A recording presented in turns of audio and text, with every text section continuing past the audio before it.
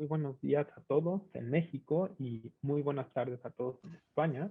Mi nombre es Pablo Nochebuena y a nombre de Fundar MX, Sherwin-Williams, Gerdau Corsa, Bama Construcción, el CAMSAM y Casa del Arquitecto, les damos la más cordial bienvenida a el homenaje póstumo al arquitecto Carlos González Lobo, a un año de su partida. Nos da mucho gusto que nos acompañen el día de hoy en este evento, sobre todo porque conmemoramos una prolífica trayectoria en diferentes ámbitos de la arquitectura. Esto pues nos emociona mucho y es nuestro gusto hacer el día de hoy este homenaje. Y para iniciar, tenemos el placer de que nos acompañe el director de la carrera de Arquitectura e Ingeniería Civil en la Universidad Iberoamericana, el arquitecto José Luis Gutiérrez Presmes. Le cedo la palabra al arquitecto. Muchas gracias. Bienvenidas, bienvenidos. Muchas gracias por la iniciativa, por la invitación. Sobre todo tratándose de pues, un querido amigo, Carlos González Lobo.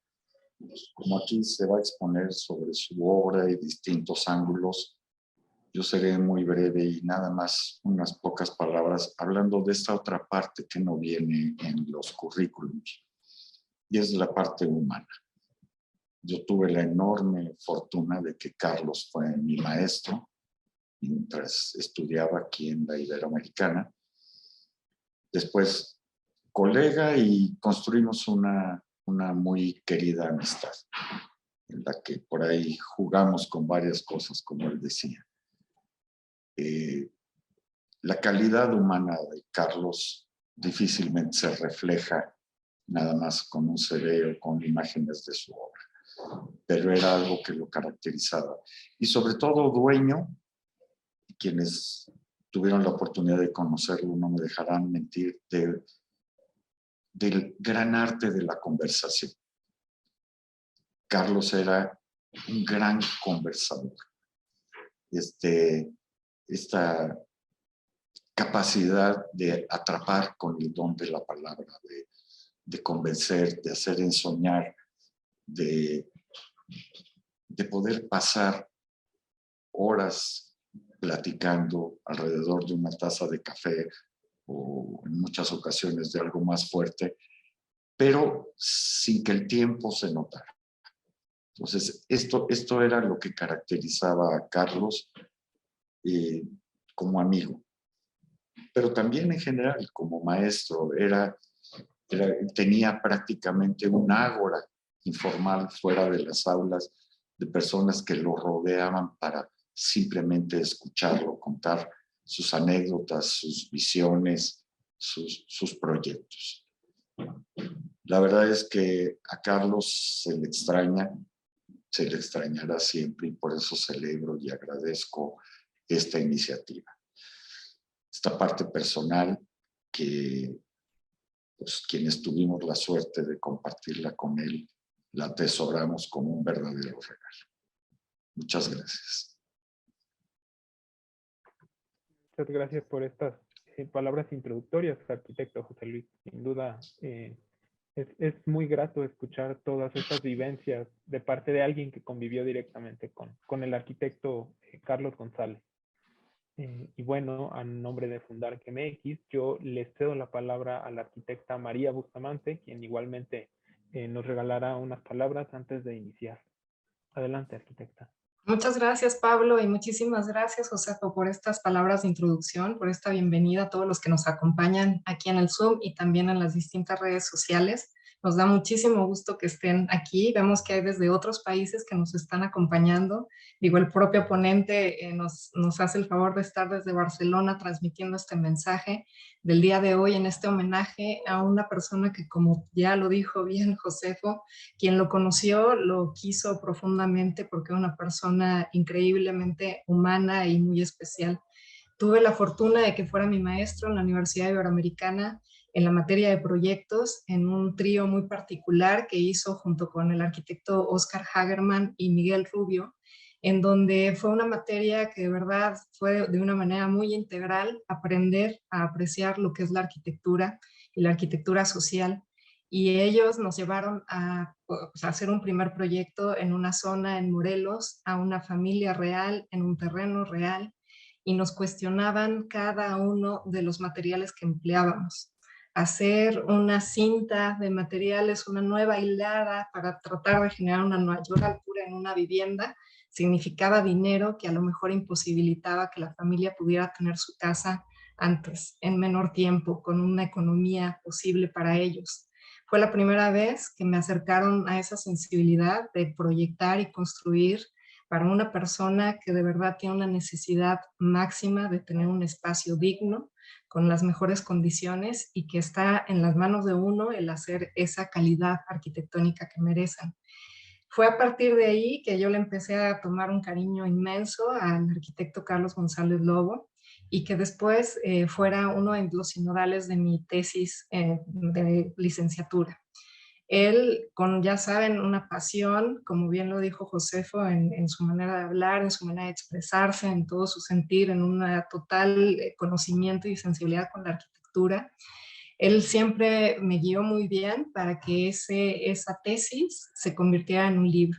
Él decía, esto que están escribiendo ahorita no es una tesis, es un libro. Y afortunadamente, gracias a su impulso, es que de verdad, un año después, esa tesis se convirtió en una publicación que hoy se llama Tacubaya en la memoria. A él le debo ese impulso, a él le debo muchísimo esa sensibilidad.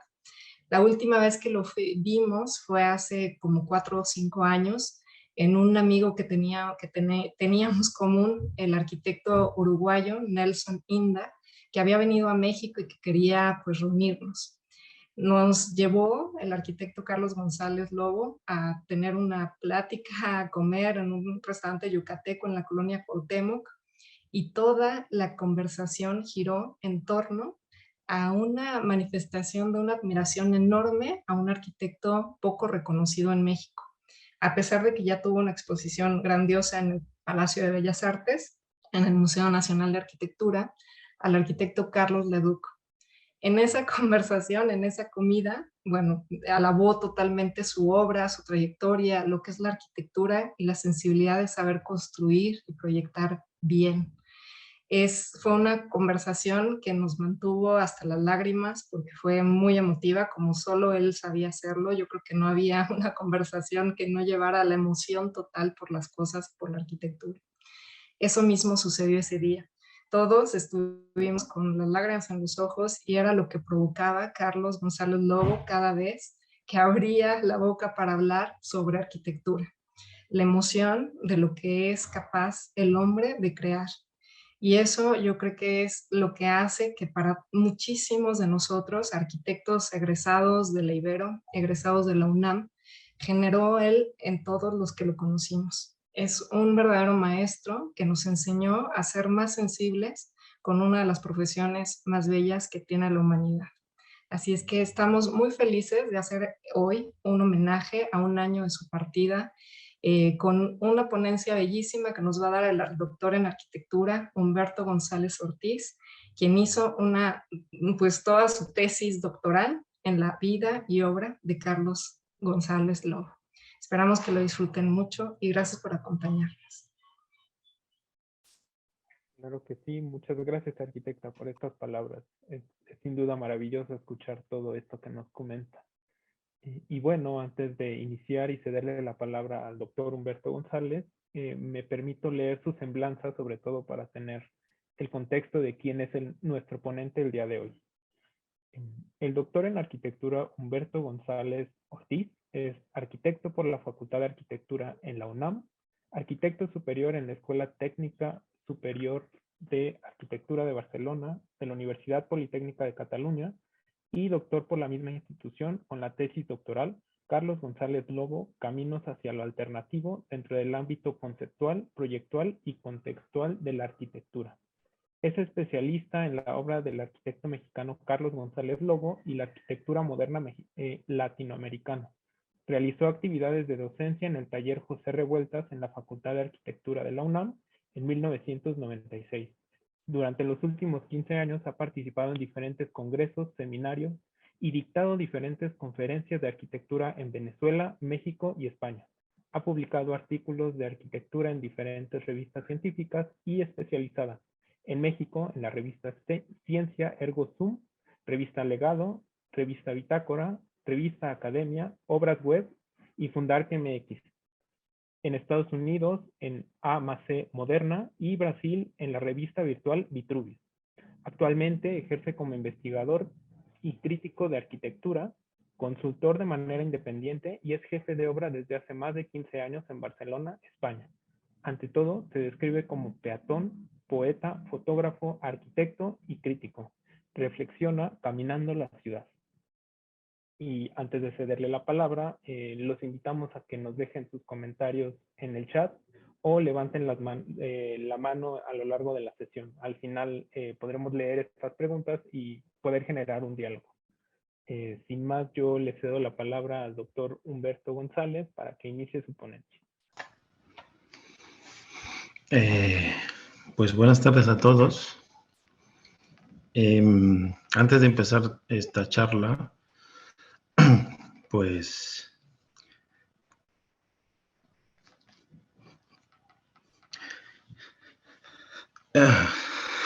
lo siento, será difícil para mí porque pues llevo detrás de esto un año, que esto lo hemos postergado porque teníamos que haberlo hecho hace mucho tiempo y no, todo fue dándose hasta llegar al día de hoy, ¿no? Agradezco las dos participaciones, tanto de José Luis como de María, que lo han definido perfectamente, ¿no? El ser humano, que es lo que yo intentaré presentaros aquí, un poco el contexto sobre el cual siempre giró las conversaciones que tuvimos él y yo. Y fueron horas y horas y horas que tengo ahí grabados en cassettes. No sé cuántos cassettes tengo de aquellas conversaciones que se convirtieron en una tesis doctoral. Así que espero no explayarme demasiado para que al final podamos tener una reunión de amigos en torno a una mesa hablando de nuestro maestro, de González Lobo. Así que pues comencemos.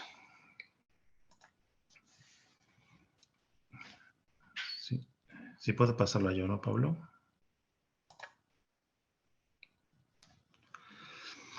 Para entender la obra de Carlos González Lobo, yo creo que es importante entender el contexto sobre el cual se basa él, sus pensamientos políticos y sociales sobre los cuales posteriormente veremos qué es lo que él propone como cuestiones técnicas de la arquitectura. Y desgraciadamente desde hace muchos años seguimos teniendo una condición para una arquitectura de urgencia en el mundo actual, que hoy podemos afirmar que casi 5.000 millones de habitantes del planeta pues viven en pobreza o marginados del sistema capitalista que vivimos. Hablamos más del 70% de la población mundial que vive en condiciones de extrema pobreza y a los cuales pues no llegan los arquitectos.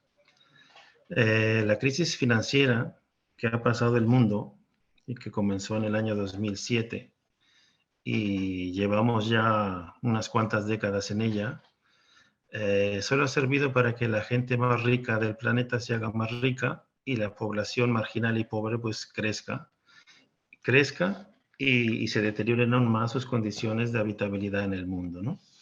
Aquí vemos unas imágenes. ¿Se me escucha? Perdón.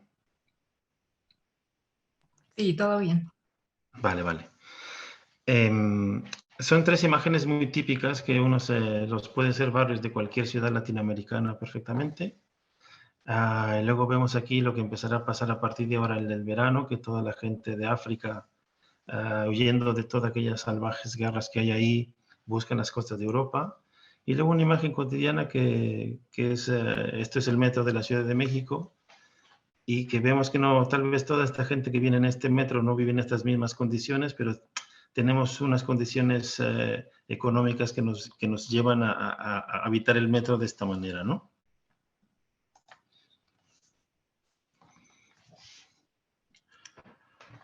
Durante los últimos 20 años, como mínimo, hemos participado o hemos visto cómo el papel del arquitecto ha caído un poco en el ridículo, ¿no? Que hemos creado grandes obras, grandes tótems a nivel mundial. Todas las alcaldías y todas las ciudades quieren tener su gran arquitectura y su gran ciudad de titanio, ¿no? Que incluso los Simpsons lo caricaturizan las obras de Frank Gehry en esta imagen, que llegó este gran edificio a la ciudad de los Simpsons, que acabó convertido en una cárcel posteriormente. Según la Comisión Económica para América Latina, la CEPAL, en Latinoamérica, 4 de cada 5 de las construcciones que se realizan no cuentan con arquitectos. Y no porque no quieran tener un arquitecto que pueda participar de su vivienda, sino porque básicamente en barriadas como esta que estamos viendo aquí es que no pueden pagarse un arquitecto, ¿no? La tendencia ideológica neoliberal en que habitamos en la arquitectura es que no hay ideología y nadie tiene responsabilidad, y los arquitectos hemos participado un poco de esta construcción al margen de la necesidad de una arquitectura bien y bonita, entre comillas.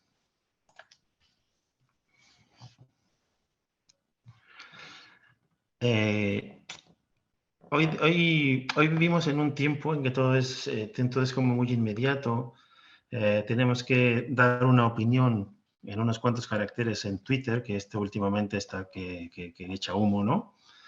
La información corre aparentemente muy rápida, pero hay mucha desinformación. Todos queremos parecernos a lo que aparentemente nos venden en la televisión. Ahora todos tenemos tiendas de Zara, tenemos tiendas de las que hay mismas que hay en Nueva York, Barcelona, pues están en México o en cualquier país, en Colombia, en Venezuela, ¿no? Pero sin embargo, el día a día de la Ciudad de México, hoy todavía, esta es una foto en la parte izquierda, era que fuimos a ver unos familiares cuando estuve allí en el año 2016-17 a Cuernavaca, y pasábamos por una zona y estaba que en teoría no tendríamos que estar así, con calles sin asfaltar, charcos de agua saltando para poder llegar a viviendas de autoconstrucción, ¿no? Y luego nos hemos acostumbrado a esta otra imagen de la derecha, que ahora se está repitiendo y alguna vez con mi mujer hablábamos de que el futuro nos está alcanzando, que en Barcelona, la Barcelona cuando llegamos hace 20 y tantos años, pues esto no pasaba, y ahora empieza a ver incluso esta imagen también en las propias calles de Barcelona.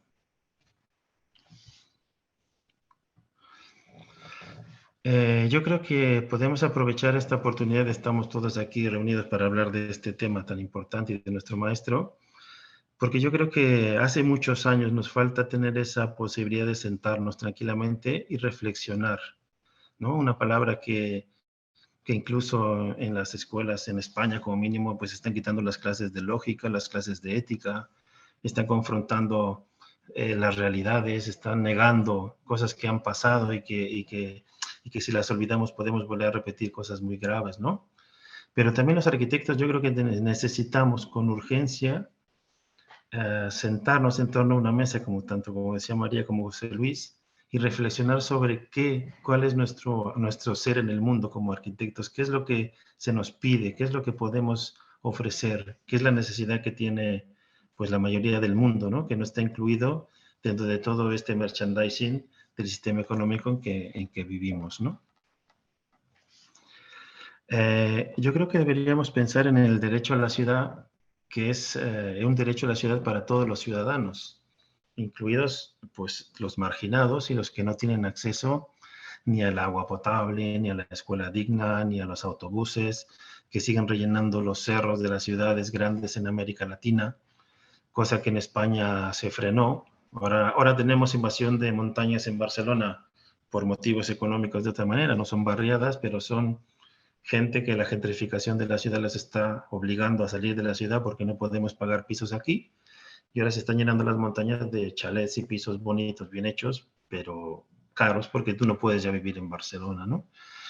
Y en este periodo de tiempo entre la crisis del 2007, la posterior pandemia y ahora lo que se nos viene encima con la aparentemente guerra de Ucrania, que yo creo que es más bien una guerra de mercados, pues hemos visto que las personas más ricas del mundo se han hecho más ricas, ¿no? En el momento en que yo estaba escribiendo esto, pues estas 85 personas más ricas del mundo tienen la fortuna equivalente a todas las posesiones de 3.500 millones de habitantes de la Tierra, que es la mitad del mundo. Y esto es muy tremendo. Y lo leemos y no nos inmutamos. O sea, lo vemos como algo normal, ¿no? Pensar que en México un multimillonario ingresa al año 2.053 veces más de lo que ingresa el promedio de una persona situada en el 20% más pobre de la población, es como para decir, hostia, no, vamos a ver en dónde estamos parados, qué necesitamos, qué podemos hacer nosotros. Pues esto, ¿no? Seguimos con las cifras en Latinoamérica. Según cifras del 2016, 14.800 multimillonarios, su riqueza equivale al dinero necesario para alimentar la pobreza monetaria extrema de países, o sea, solo este dinero es para solventar esta pobreza en Brasil, Colombia, El Salvador, Guatemala, Honduras, México, Nicaragua y Perú.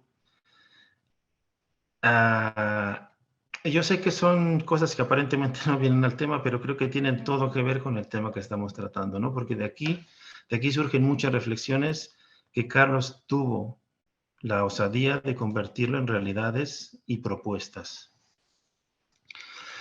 Es cierto también que la arquitectura se ha convertido en una banalidad, como he dicho hace un rato, y en el año 1932, un economista en Estados Unidos, London, habló de la obsolescencia programada, que era necesaria para que Estados Unidos surgiera de la depresión económica, ya que tenían productos en aquel momento que duraban mucho tiempo, ¿no? Todavía tenemos en una estación de bomberos en Estados Unidos una bombilla del año, ahora no lo recuerdo, 1900 o algo, 1800, que sigue encendida.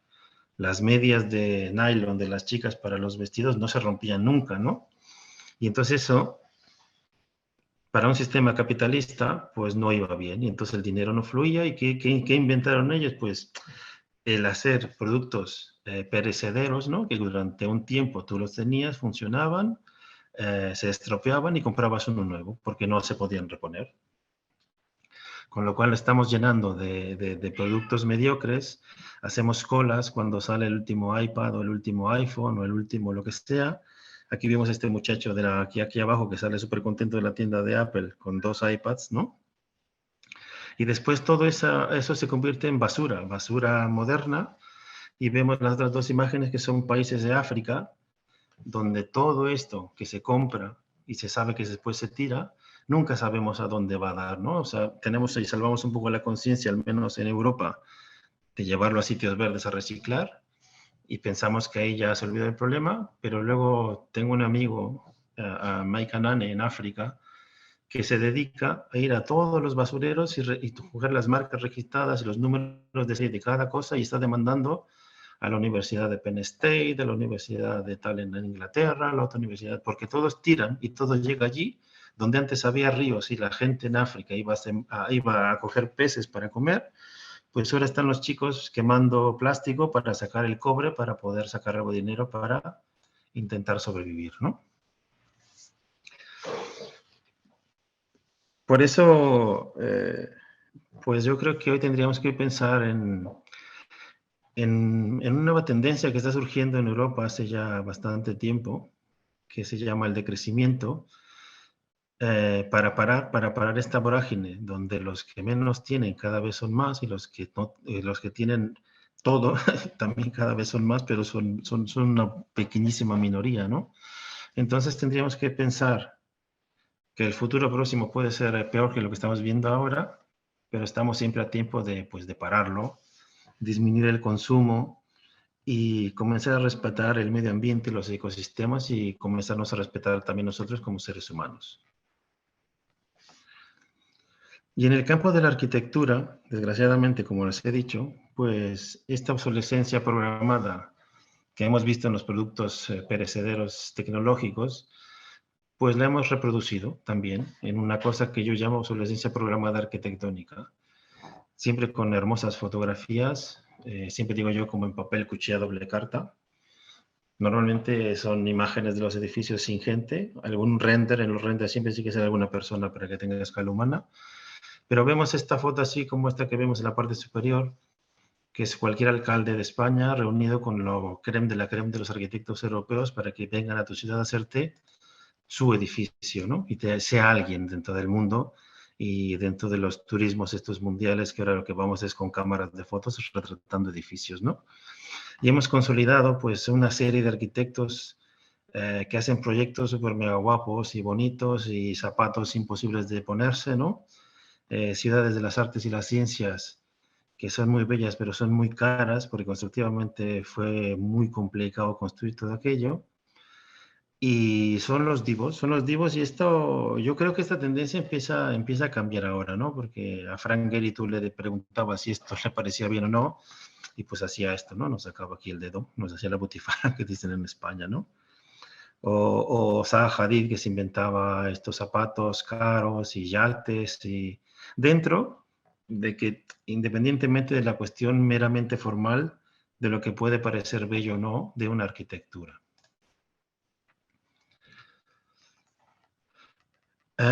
Con lo cual, para ya comenzar con el tema que nos ocupa hoy, pero este preámbulo creo que es imprescindible para poder entenderlo, ese 70% del mundo necesita también de arquitectos que se comprometan y que propongan, que investiguen sobre una ciudad posible, sobre una vivienda digna, sobre una plaza habitable, sobre agua potable en el barrio, ¿no?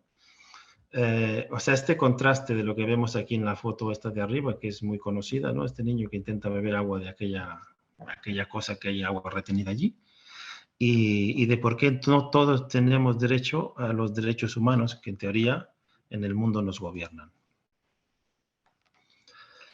Entonces, para entender, este es como el contexto general donde siempre que hablábamos, yo le preguntaba a Carlos sobre sus sistemas constructivos, sobre cómo había llegado a ello, y entonces era muy complicado concretar cosas, porque siempre salían todos estos temas previos de los que hemos hablado ahora, ¿no?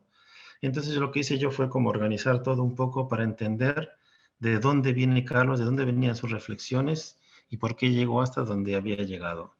Y para entenderlo, claro, empezamos en México como un punto de partida hacia la América Latina. La familia de Carlos siempre fue una familia ligada a la historia de la postrevolución mexicana. Su tío Carlos, perdón, su tío Jorge y su tío Guillermo, Jorge González Camarena es uno de los principales muralistas del México del siglo XX. Guillermo González Camarena, es el de la foto de la derecha, es el inventor de la televisión a color, que de hecho, ahora no lo sé porque llevo mucho tiempo fuera de México, pero el canal 5 de México era XHGC y la GC era de González Camarena. Su padre mismo, el doctor Carlos González Camarena, pues fue un entusiasta de intentar llevarle agua potable y a los barrios pobres de aquel México de los años 20, 30. Carlos González Lobo siempre tiene una fijación con los cuadros de su tío Jorge. De hecho, él conoció, siendo muy, muy joven, a Juan O'Gorman cuando estaba su tío pintando un mural en el Palacio de las Bellas Artes, y Juan O'Gorman pasaba por allí y lo conoció, sin saber que después sería un gran referente en su propia obra, ¿no? Cada que Carlos dibuja o empieza un proyecto, o empezaba un proyecto, todo esto apuntaba siempre pues a las figuras y a las propuestas de su tío Jorge, ¿no? Aquí lo vemos en un cuadro que hizo en unas vecindades en el centro después de los terremotos de 1985, y bocetos, que él siempre tenía sus cuadernos con muchos dibujos y muchos bocetos, que costaba a veces de sacar, y eran verdaderas obras de arte también, que simplemente tenían cuadernos ahí anotados, ¿no? Otro referente muy importante en México para Carlos es el arquitecto Antonio Pastrana, que dentro de la historiografía de la arquitectura en México pues es muy poco conocido. Me parece que Carlos en los últimos trabajos que hizo fue sacar un libro o alguna investigación sobre Antonio Pastrana, que quisiera conocerlo. Antonio Pastrana era profesor de la Escuela de Arquitectura de la UNAM. Carlos, claro, ya venía con esta tendencia sobre lo mexicano, sobre lo que habría que proponer, sobre cómo ayudar a la gente que no tenía cosas, ¿no? Entonces él tuvo como una confrontación cuando entró en la Escuela de Arquitectura y suspendió el primer año de taller de proyectos. Y muchos le recomendaron que fuera pues al taller de Antonio Pastrana, ¿no? Y ahí comenzó como realmente el Carlos que conocemos ahora. Valdría comentar como anécdota, que estamos para eso hoy, que cuando tú llegabas al taller de Antonio Pastrana, había una cartulina pegada en la entrada del taller, que los que conocéis la Facultad de Arquitectura de la UNAM, son como pequeños estudios de arquitectura que se iban repartiendo en varios patios, ¿no? Y entonces, pues ahí ponía un letrero que ponía acepta cascajo. Con lo cual, pues se supone que todos los alumnos malos de proyectos que no aprobaban con ninguno de los grandes arquitectos de la época, pues iban a caer al taller de Antonio Pastrana. Y ahí fue que Carlos empezó a ver cosas que se parecían a lo que él había visto en los cuadros de su tío Jorge, ¿no? Porque Pastrana, es verdad que Luis Barragán o posteriormente también Juan O'Gorman son como arquitectos plásticos dentro de la arquitectura mexicana que utilizaban mucho los colores y tal. Antonio Pastrana pues también fue de los primeros que hacían unas láminas muy bonitas presentadas con muchos colorines.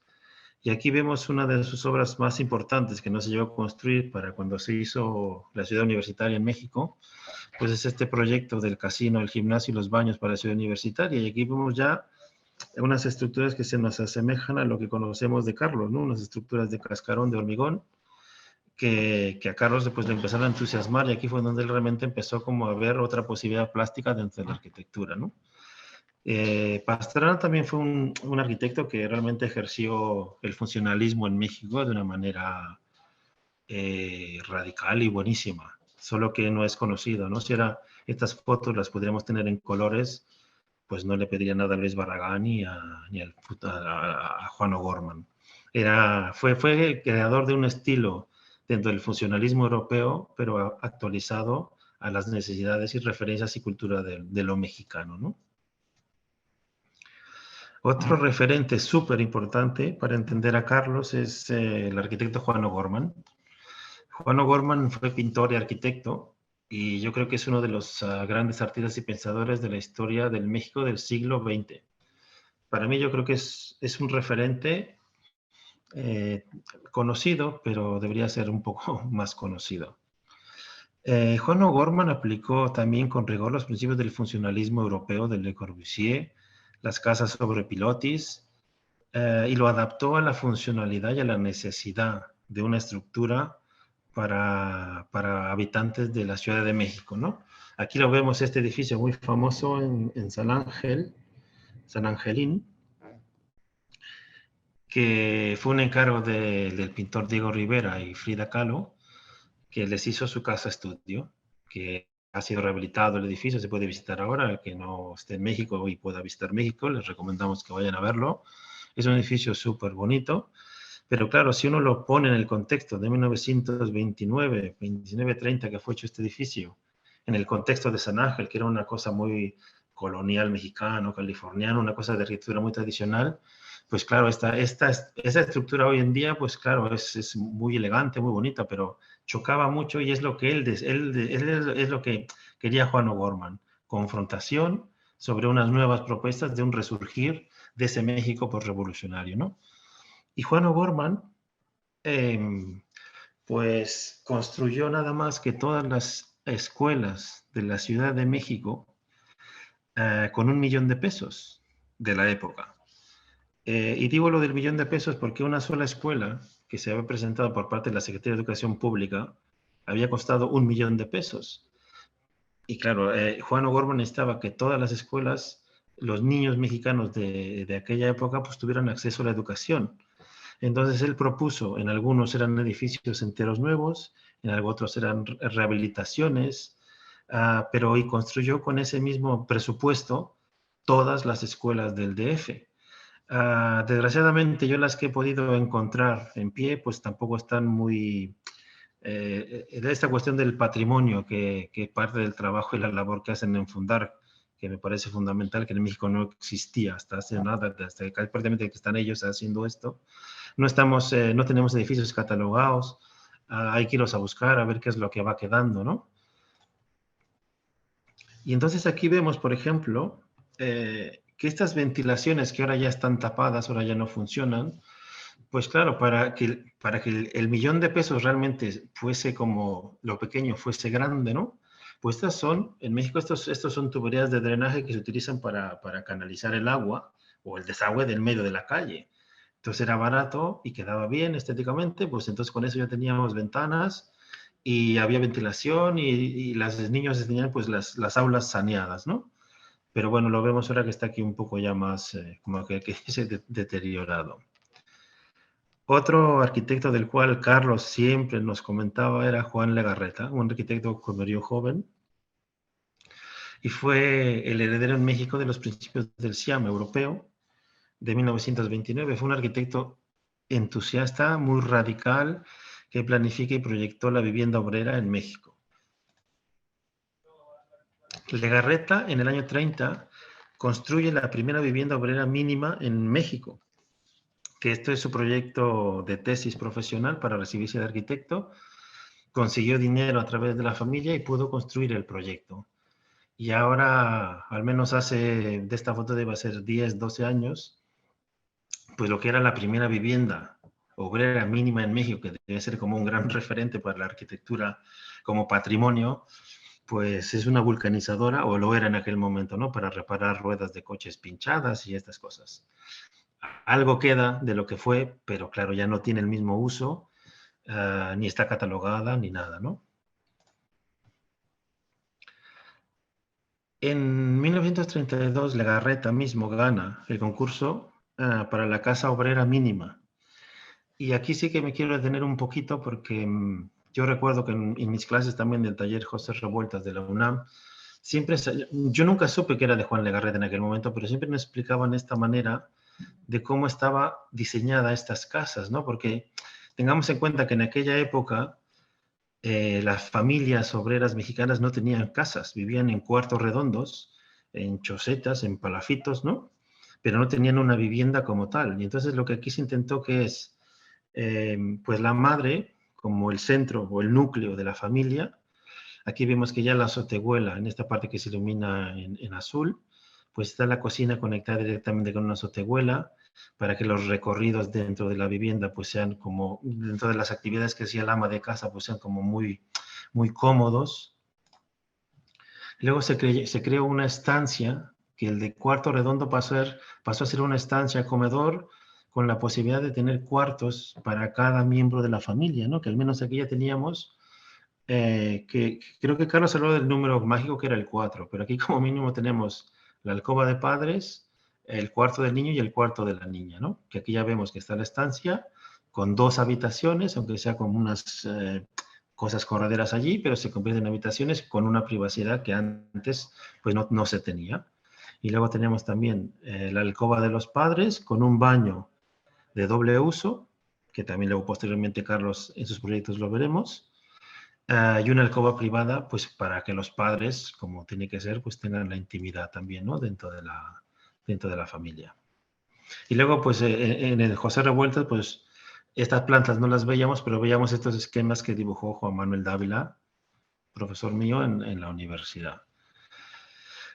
Y Legarreta, pues sí, se comprometió con espacios para la práctica social de la arquitectura y proyectó muchísima vivienda, de la cual queda muy poca cosa. Por la zona del Politécnico encontramos estas viviendas que están bastante bien cuidadas y se parecen bastante al proyecto original, pero lo mismo, o sea, no sabemos quién las habita, se cambian y no tienen, el patrimonio aquí no funciona, ¿no? Otro arquitecto referente de Carlos es Juan Segura. Juan Segura siempre trabajó para la iniciativa privada. Y Carlos siempre lo enmarcaba dentro de sus maestros, tanto como Juan O'Gorman y Juan Legarreta, ¿no? Él siempre hizo proyectos para inversores privados en México. En 1929 proyecta el edificio Isabel, que es una tipología mixta que era también innovadora en aquel momento en México. Yo no sé si ahora está un poco más restaurada, esta foto también es un poco más antigua.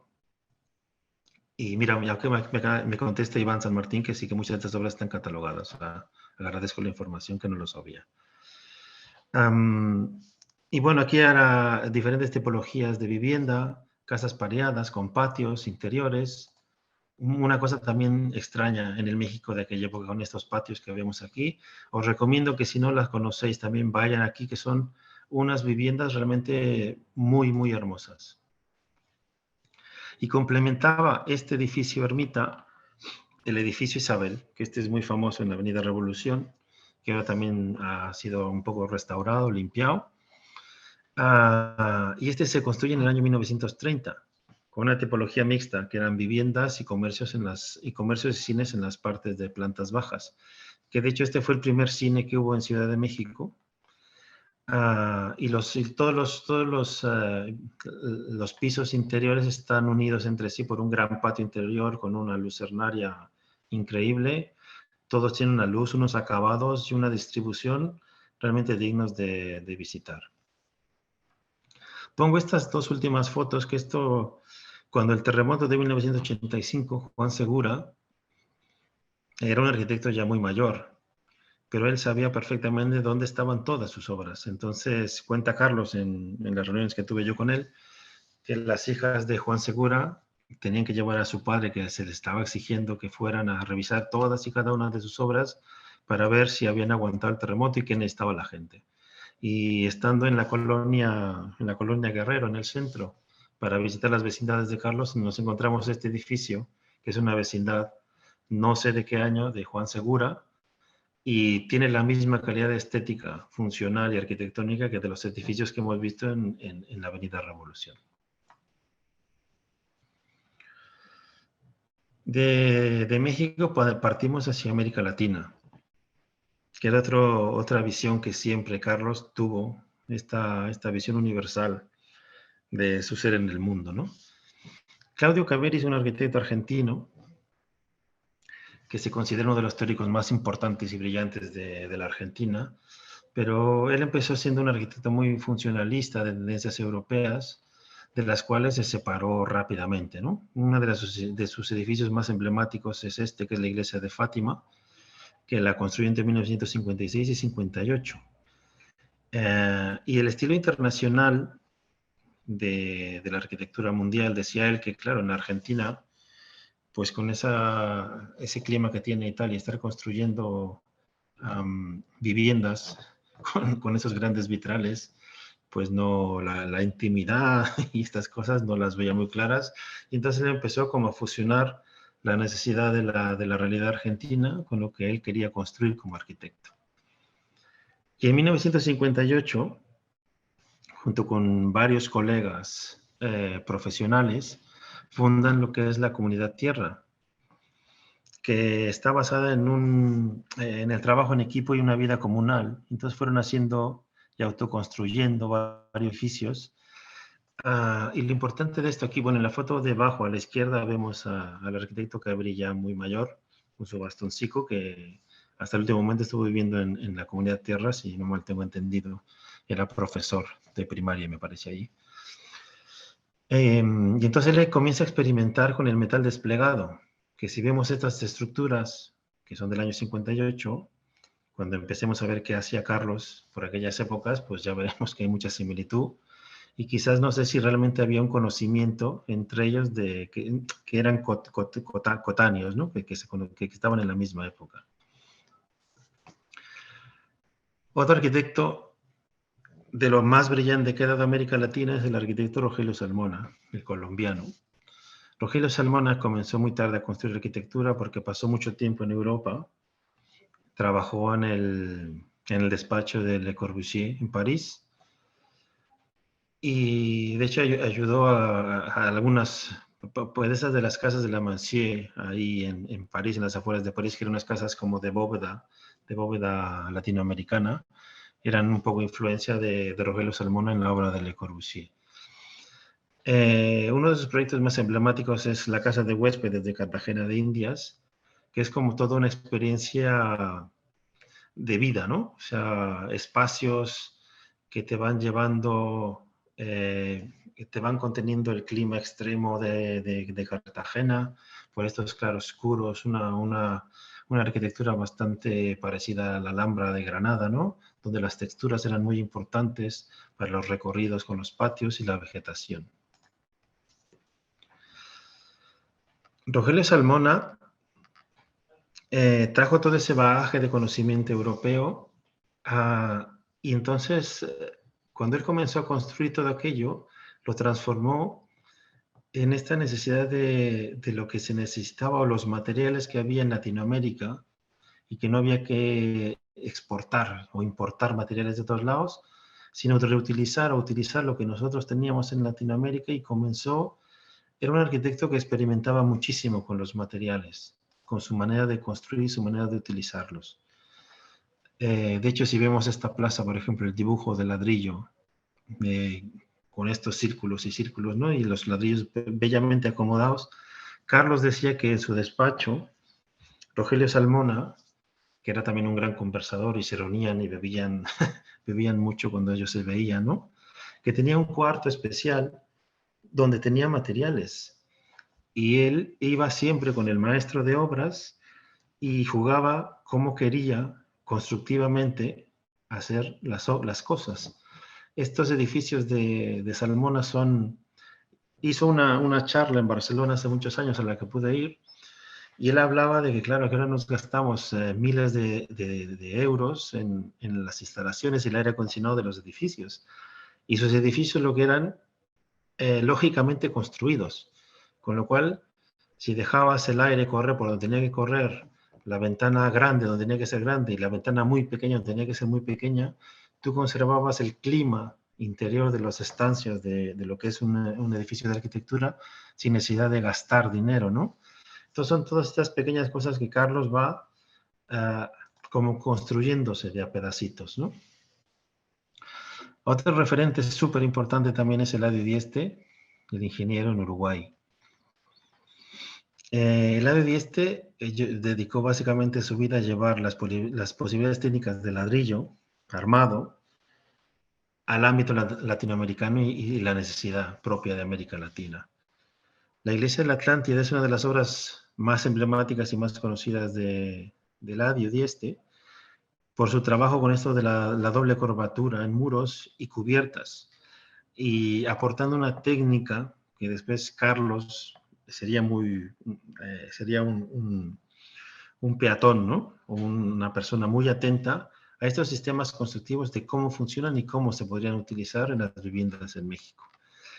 La cerámica armada, junto a las formas autoportantes, surge como consecuencia de la necesidad económicas y sociales del Uruguay. La diferencia es que vemos aquí parte de este sistema de doble curvatura encubierta, pero también se ve aquí la cantidad de encofrado que se necesita. Y es verdad que hay mucho menos hierro que una losa normal, pero hay mucho encofrado, que es lo que Carlos, ¿sabes? Se quedaba con esos tips para intentar mejorarlo posteriormente para las viviendas de habitantes pobres en México.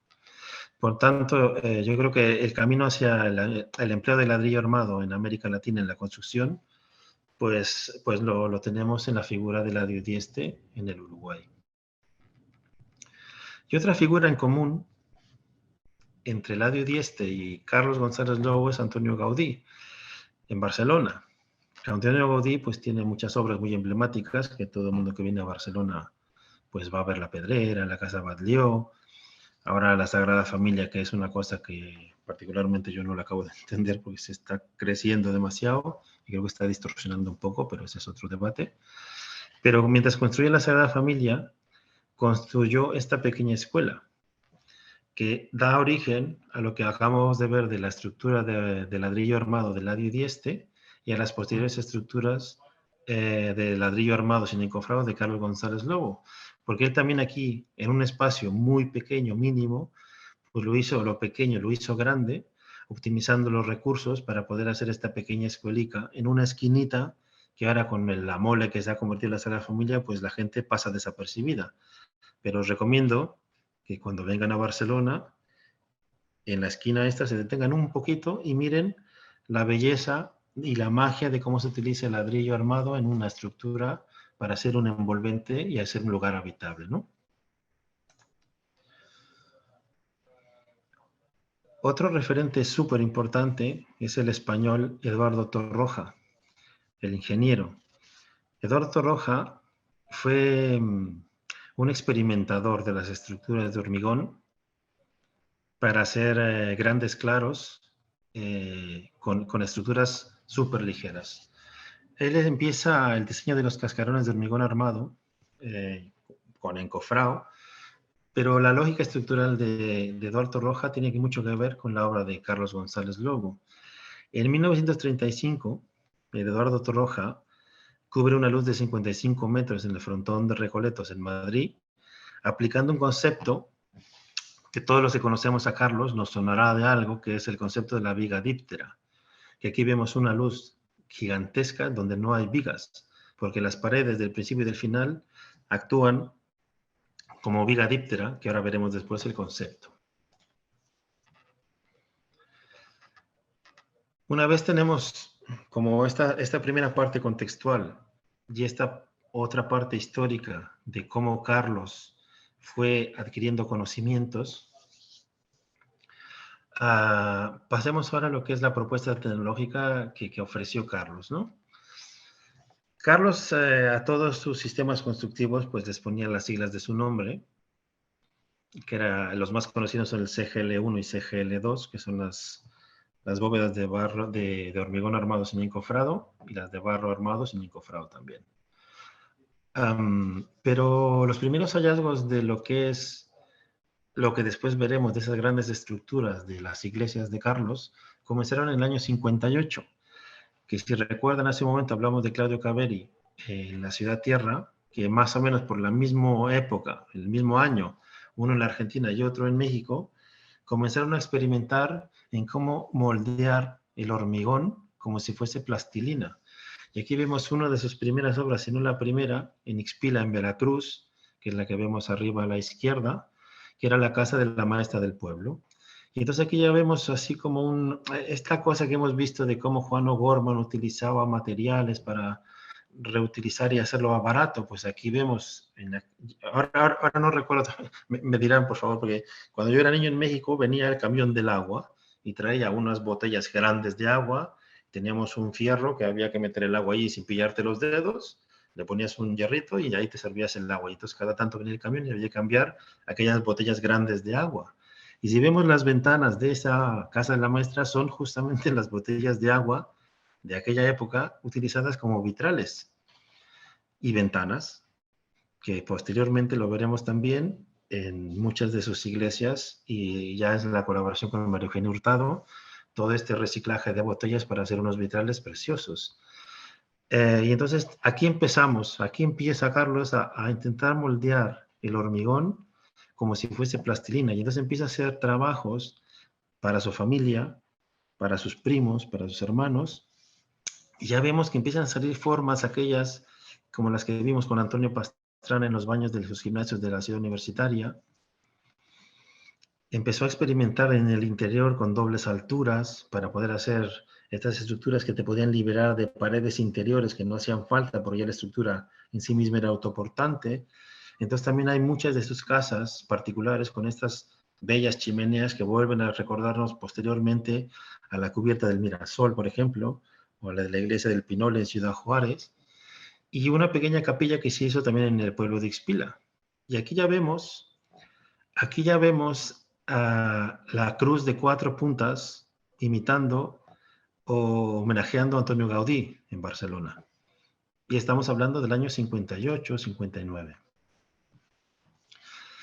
Y entonces donde Carlos González Lobo, como él mismo diría, comienza a ser interesante, es cuando él adapta la viga díptera de Eduardo Torroja en techos para gente de escasos recursos. Entonces, me refiero, lo que hemos visto ahora, esta experimentación plástica para una vivienda de gente pobre, que no tiene más que para ir ahorrando dinero como puede, y con el amigo de turno que es paleta o es maestro de obras, te hace la losa de concreto, ¿no? De hormigón, y para hacerte tu casa de material, eso cuesta mucho dinero. Por eso es que vemos todas esas cerros llenos de láminas de asbesto o lámina de hierro o lo que sea. Entonces, ¿qué pasaba si adaptamos la viga díptera de Eduardo Torroja en las obras en este tipo de bóvedas? Quiere decir que normalmente una bóveda tiende, por su misma forma, a romperse, a que las paredes laterales pues caigan. Por eso siempre vemos en las grandes iglesias en Europa unos contrafuertes enormes para aguantar el peso mismo de la propia estructura curva de la bóveda. Entonces lo que se hacía con la viga díptera era, simulando una hoja de papeles que tú las coges de las puntas y la sujetas como si toda ella bóveda, en vez de repartir su peso por la curva, lo reparte por la punta en unas paredes que donde tú cierras, y eso actúa como si fuese una viga de hormigón. Es la misma manera que utilizan una viga, pero utilizando una forma curva. Que esto es lo que hizo Carlos, adaptando la viga díptera de Torroja, de lo que hemos visto en Recoletos, en una gran estructura, para una pequeña estructura, para un techo de gente que no tiene recursos para construir sus techos de sus viviendas. Y entonces aquí es donde sale una nueva metodología de cómo construir techos muy baratos, sin casi simbra, con muy poco material, y que además te amplían el espacio, el volumen de metros cúbicos habitables en el interior. Utilizabas varillas, muy poco encofrado, el hormigón tenía que ser con muy poca agua, que había que tener un poco de cuidado para esparcirlo. Y aquí vemos, por ejemplo, un maestro de obras en una obra de Carlos, pues ahí esparciendo el hormigón dentro de lo que es las bóvedas de hormigón armado sin encofrado. ¿Cuáles son las ventajas de este sistema? Y que es donde la cosa se pone muy interesante. Normalmente, en México y Latinoamérica se siguen haciendo pues cuartos redondos. La gente va teniendo dinero, compra ladrillos o compra bloques de hormigón o lo que tenga y va haciendo su cuartico. Normalmente pues son de 360 por 360, le ponen un techo de lo que pueden y le dejan siempre las puntas de las varillas porque eso siempre tiene la ilusión de que eso seguirá creciendo, ¿no? Y eso, en una lógica de Carlos, pues eso te cuesta una unidad de coste que le ponía él un 100. Pero si entonces tú en vez de utilizar la losa plana utilizas la viga díptera, ¿vale? ¿Qué puedes hacer? Que entonces utilizas muchísimo menos material, no necesitas encofrado, puedes abaratar en el coste de los materiales, con lo cual ese 360 por 360 se puede convertir, porque además a tener el techo curvo, las paredes laterales las puedes también bajar un poco de altura, porque ya se hace el espacio más ancho, ¿no? Se hincha por dentro. Entonces, en vez de 360, pues puedes ampliarlo a 480 y pues utilizando básicamente el mismo dinero, un poco menos, pues puedes tener un espacio muchísimo más grande. Si empleamos con este sistema, Carlos González Lobo 1, los metros cuadrados en planta de una vivienda normal, un cuadrado de estos que estamos hablando, pues pasa de 13 metros cuadrados a 17 en planta, con lo cual es un 33% más de amplitud, que es la zona subrayada en el dibujo de la derecha. Pero el volumen habitable de ese mismo espacio pasa de 32 metros cúbicos a 60, que es casi un 86% más. Con lo cual aquí ya la cosa se pone interesante. Y esto quiere decir que aplicando este sistema en políticas, perdón, es que tengo los auriculares que se me caen. En políticas de vivienda popular, podríamos entregar 4 viviendas más, porque lo que se entrega en México cuando entregan el pie de casa de una vivienda son estos cuartos. Y si utilizando el otro sistema, podrías entregar 4 viviendas más por cada 10 que se entregan. Con lo cual, realmente estamos lo que decía Carlos era así como el mago aquel de los años 90, David Copperfield, que se hizo famoso porque desaparecía la Estatua de la Libertad de Nueva York, ¿no? Entonces él decía que con si realmente la gente que produce vivienda a nivel gubernamental utilizaran estos sistemas constructivos, pues claro, abaratarían el coste de la vivienda y podríamos desaparecer incluso parte de la deuda externa, ¿no? Y el otro sistema es el sistema de barro armado sin encofrado, que se llama CGL2.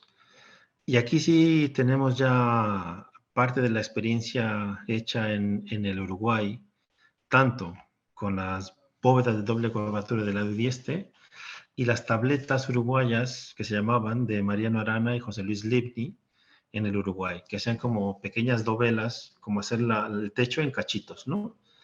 pero eran techos planos o con muy poca curvatura. Y esto creo que ya nos empieza a sonar también un poco más a los que conocemos la obra de Carlos. El sistema de Carlos lo que hace es poder prefabricar dovelas de barro armado en el suelo y permite la participación de toda la comunidad para poder fabricar el techo de sus casas. Con lo cual, lo que sí que es un estudio sobre la curvatura correcta para la clave de la curva de la bóveda, que resistiese y tal, y empezó a construir dovelas. Con lo cual, pues hacías lo que se llamaba un burro, en México se llama, ¿no? Pues haces este molde con tierra o con cascajo de la misma obra, lo aplanas un poco, le pones allí petróleo para que no se peguen las piezas y vas colocando ladrillo con una barra de hierro en el medio y hormigón y vas fabricando dovelas. Con lo cual, una vez que las tienes fabricadas y puedes ayudar a que la participación de las mujeres también sea activa en la misma fabricación, y luego simplemente montas una pequeña estructura para encofrar al recibir la bóveda, que como veis es muy poca madera lo que se necesita, se suben las dovelas, se amarran, se pone malla electrosoldada y se pone una capa de hormigón, con lo cual pues ya tienes un techo curvo y muy barato. La variante siguiente que dijo Carlos fue el sistema del gran galpón, que yo creo que aquí es donde estamos ya en lo más importante. El gran galpón, en México, un galpón es como un espacio vacío grande, ¿no?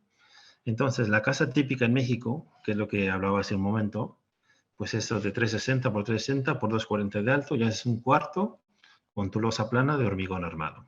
Y eso te cuesta 100 unidades de coste. Y tienes pues una cantidad de metros cuadrados habitables y una cantidad de metros cúbicos de volumen habitable de ese cuadrado. Y si le metemos el sistema de bóvedas de barro armado, que es el más económico referente al de las de hormigón armado y más fácil de autoconstruir, pues ese mismo espacio pasa de 100 unidades de costo a 72 y la superficie habitable sigue siendo 22,68, que es lo que vemos aquí, pero el volumen habitable crece de 54 a 71 metros cúbicos, perdón. Entonces, lo que dijo Carlos, ¿qué pasa si hacemos de una vez, en vez después de seguir creciendo, que siempre queremos crecer la vivienda, la crecemos de una vez y hacemos un gran cuartote?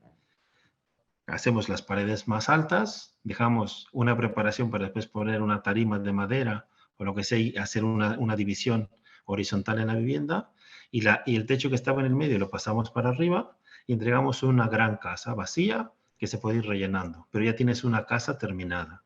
Entonces eso, de 100 unidades de costo, nos vamos a 83, estamos reduciendo casi el 20%, 25%, de 22 metros cuadrados de planta se va a 45, pero crece hasta 107 metros cúbicos habitables, con lo cual, volvemos a lo mismo, estamos creando ya una gran vivienda habitable donde puedes ya incluso integrar instalaciones de baño y de cocina. Entregamos ya una vivienda terminada para la gente. Que es aquí un poco lo que comentaba, ¿no? Un poco las cifras de las unidades de coste, lo que va creciendo, y podemos entregar entonces lo que digo,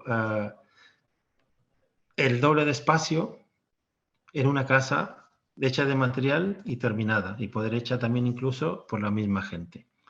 Otro proyecto que presentó Carlos en su momento fue lo que él llamó la mesa habitable, que era como el módulo mínimo donde se podía entregar una vivienda terminada utilizando el sistema de gran galpón con un tapanco en el medio, y esto nos reducía, utilizando este sistema de la mesa habitable de 100, nos reducía el coste hasta las 64 unidades de coste, un ahorro real del 36%, que si pues las instituciones provivienda de los países en Latinoamérica o cualquier otra parte del mundo quieren utilizar este tipo de sistema, pues puedes entregar 36% más de viviendas por el mismo dinero. Con lo cual, realmente vemos aquí que los aportes de Carlos, pues sí que es verdad, son muchos aportes tecnológicos y técnicos y muchas horas delante de la mesa de dibujo pensándolos, pero tiene que ver con esa primera parte que hemos presentado en la ponencia sobre para quién o para qué tienen que trabajar los arquitectos. En algún momento, aquí vemos en la imagen de la izquierda fue una exposición que se hizo en el Colegio de Arquitectos de Barcelona sobre la vivienda en América Latina y se hizo la maqueta de lo que es la mesa habitable como uno de los prototipos de vivienda para Latinoamérica y para la gente de escasos recursos más viable de todos los conjuntos de vivienda que hay en Latinoamérica, que hay mucha gente que trabaja en este sistema, ¿no?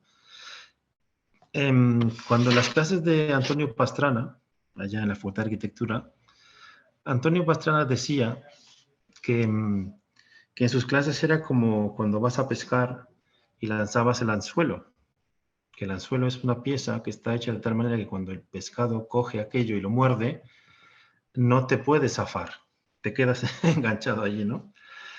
Entonces, lo que yo quiero decir es que utilizaba esta metáfora siempre Carlos para hablar de que él en su momento pues se quedó enganchado, ¿no? Y lo que hace, nos ha dejado muchas propuestas y muchas opciones y nosotros estamos enganchados en la parte del diseño, en la parte del compromiso, en la parte complicada y yo no quiero zafarme y creo que muchos de vosotros tampoco. Aquí vamos a ver algunos ejemplos de propuestas concretas de Carlos. Vamos a empezar con la vecindad de Labradores, en el centro de la Ciudad de México. Cuando el terremoto de 1985 hubo que reconstruir la Ciudad de México y los talleres de autogobierno de la Facultad de Arquitectura de la UNAM dejaron las aulas y se trasladaron a dar clases a las calles del centro. Tanto ayudar un poco, ellos vieron que también cuando los edificios caídos, que había que sacar ladrillos y tal, pues eso no, había gente más preparada, pero sí que como técnicos podían ofrecer otra tipología y otra oportunidad a gente que tampoco tenía dinero. Entonces, en esta imagen anterior habéis visto unas viviendas construidas con apoyo de estudiantes y profesores del autogobierno, en su estado actual bastante conservadas porque la gente participó de la construcción de sus casas o reconstrucción de sus viviendas. Y aquí vemos otras donde la gente no participaba y simplemente recibió lo que el gobierno construía, que el estado actual es bastante diferente porque es una cosa que te han dado y tú no has participado en la construcción. ¿Por qué sacó a relucir la vecindad de Labradores? Porque se utilizó el sistema de Gran Galpón y algo muy parecido a la mesa habitable, que era de los varios prototipos que se construyeron o se propusieron para estos habitantes, el más económico de todos ellos, de estos 5 que vemos aquí, pues era perdón, 6 porque uno es el 0, es el Vivienda José Revueltas 0, que ese es el que vamos a ver ahora en la vecindad de Labradores. El proyecto se desarrolla el conjunto de la vecindad de las viviendas en torno a un gran patio interior, donde las viviendas tienen como unas pequeñas terrazas que se comunican directamente con este patio. Esto, si recuerdan, lo que vimos de Juan Legarreta, tiene mucho que ver el esquema de la vivienda, aquella obrera mínima, un poco la relación de la terraza, que siempre se hablaba en las clases. Yo recuerdo ahora que estamos un poco desfasados, pues ya nos hacemos grandes, ¿no? Que la cocina y la terraza tenía que tener una relación muy importante porque siempre la señora pues estaba cocinando y venía a ver el novio o la hija y podían estar en la terracica sentados ahí en un banquito y la mujer pues podía un poco vigilar, ¿no? el faje moderado que se dice en México. Y entonces vemos esas remembranzas de lo que habíamos hablado de Juan Legarreta en la propuesta del proyecto de Labradores. Las viviendas que entregaba el gobierno de México, oficiales, pues costaban alrededor de los $4,900, con 40 metros cuadrados y 2 habitaciones. En la vecindad de Labradores se fueron recopilando dinero de diferentes instituciones, lo manejaron los propios habitantes con Asia y ayuda con la Facultad de Arquitectura, y se entregaron viviendas que costaron $800 respecto a los 4,900, y en vez de 40 metros cuadrados se entregaron con 56 metros cuadrados habitables. Y aquí se aplicó el sistema de Gran Galpón y una vivienda de 3 habitaciones, que volvemos a lo mismo de Juan Legarreta. habitación de padres, habitación de niñas y habitación de niños. Se utilizó el sistema de gran galpón, el sistema de hormigón armado sin encofrado, y aquí vemos un poco el sistema, cómo se fue construyendo, ¿no?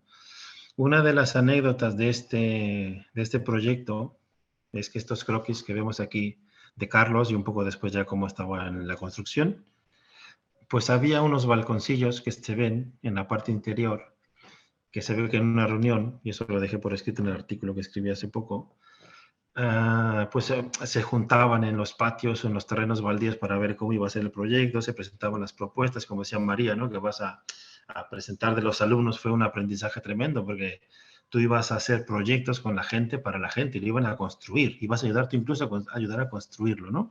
Porque muchos de los estudiantes hormigonaron todo esto. Entonces una señora se ve que pidió un balcón para que en la noche de luna llena pudiera salir a ella decía echarme al plato a mi marido, ¿no? Hacerle el amor en aquella terraza.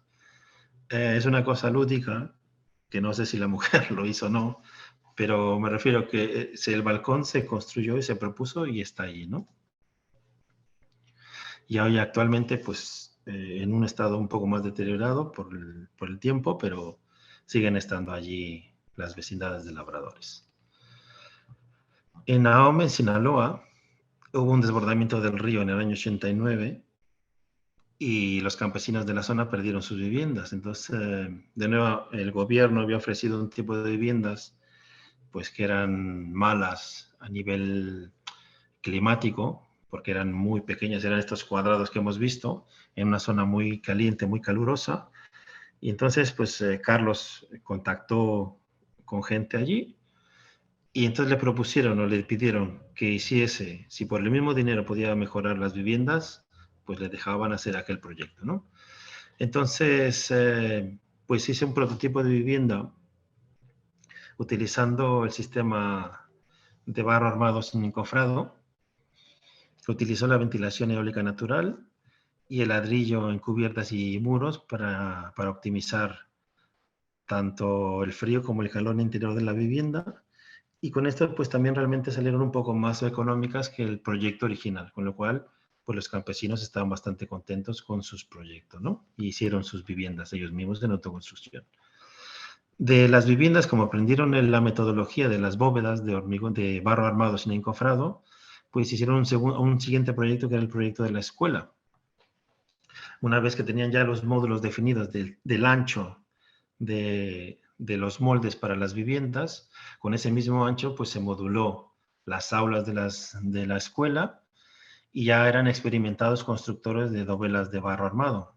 Con lo cual, vemos aquí, pues plásticamente es unas cosas muy, muy bonitas. Volvemos a tener orificios para que el aire pase, que nunca tenga ni frío ni calor, que no necesiten aire acondicionado porque no tenemos dinero para pagarlo. Entonces, toda esta estructura es toda de ladrillo armado, incluso los pilares que vemos aquí. El propio ladrillo se utilizó como encofrado, se ponían las varillas dentro y se rellenaba de hormigón.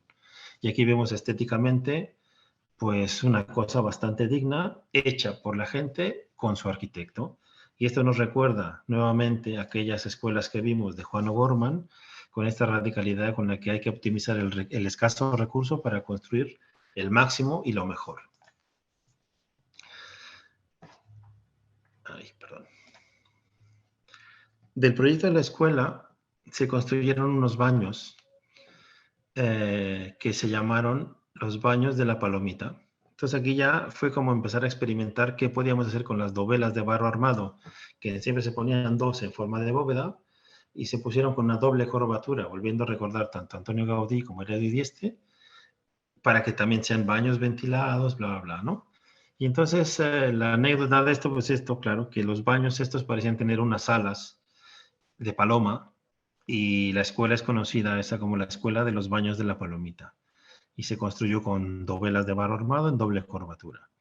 Y la anécdota importante de este proyecto es que mientras Carlos no estaba y estos campesinos fueron experimentados constructores de dovelas de barro armado, empezaron a fabricar dovelas para los pueblos de al lado y empezaron a venderlas, los sistemas constructivos. pero no avisaban al arquitecto porque si no se iba a enfadar que estaban utilizando su tecnología y la estaban vendiendo. Entonces recuerdo que esta conversación con Carlos, como dice María, que siempre eran todas muy emocionantes, él lloraba, diciendo que realmente la arquitectura apropiable por la que siempre había luchado, lo había conseguido en su máxima expresión, porque se habían apropiado de su tecnología e incluso ganaban dinero con ella y vendían ahora las bóvedas de barro armado de Carlos González Lobo a los pueblos de al lado, con lo cual, bueno, pues una anécdota bastante bonita. Otro gran proyecto es la iglesia de San Felipe Mirasol, en el Estado de México, que se empezó en el año 1970. Esta obra duró, la última vez que estuve yo ahí fue el 2002, me parece, y hicieron ya la gran cubierta. Esto empezaron, la gente era reacia un poco a utilizar el metal desplegado para hacer estas bóvedas que proponía Carlos, y empezaron experimentando con estos baños, los baños del Mirasol, que es con metal desplegado también. Aquí vemos a estudiantes de la Facultad de Arquitectura que te venían allí los fines de semana a ayudar a construir, y esto todavía hoy en día está tal como lo veis, incluso mejor, porque creo que ya no están los anuncios ni de Corona ni de Coca-Cola. Había un gran campo de fútbol. Se hicieron el campo de fútbol, las gradas y los baños experimentando la metodología del metal desplegado y un depósito de agua, si no me equivoco, también para ver un poco cómo aguantaba realmente la estructura de bóveda, que la gente no lo tenía claro que eso aguantase, porque ellos estaban acostumbrados a su losa de hormigón y poco más, ¿no? Entonces, la anécdota es que en el depósito de agua que está en las gradas, pues también la gente se ve que subieron todos ahí para ver que realmente aquello resistía, y resistió. Y ahí empezó la aventura de San Felipe Mirasol. En el año 74, pues la gente había juntado dinerico para hacer su iglesia. Entonces habían ido antes a un arquitecto a pedir un proyecto para su iglesia. Entonces el arquitecto hizo este proyecto que vemos aquí, esta gran iglesia gótica, como si fuese la de París o cualquier otra ciudad europea, en medio del Estado de México, en un pueblito muy pequeño. Entonces solamente lo que habían juntado prácticamente les había alcanzado para pagarle al arquitecto el dibujo de la iglesia. Y cuando Carlos fue ahí a presentar a una amiga, me parece, los baños, lo que había hecho, hombre, arquitecto, mire qué bueno que vuelve porque queremos tal y tenemos esto. Y claro, Carlos fue un poco realista, que con el dinero que tenía, pues para eso no alcanzaba para hacer 4 cimentaciones y poco más. Pero él también, en aquella época, pues tampoco era el Carlos que conocimos posterior, ¿no? Entonces la gente como que le dijo, bueno, arquitecto, pero si solo va a hacer eso, pues yo me voy a morir, no voy a ver mi iglesia. Y eso, hostia, pues a usted le hace gracia, pero a mí no. Entonces lo que se hizo fue, con el poco dinero que había, pues se construyó una pequeña capilla, que la tenemos aquí, y así empezó la historia de la iglesia del Mirasol. Ya en el año 1980, la capilla se convirtió en una iglesia y se cubrió el primer cascarón, hecho todo en autoconstrucción con los campesinos de la zona. En 1982 se construye el campanario, y volvemos a ver este remate con metal desplegado, y aquí sí vemos ya claramente la iglesia de 4 puntas de Antonio Gaudí en el medio del Estado de México con sus bandericas ahí.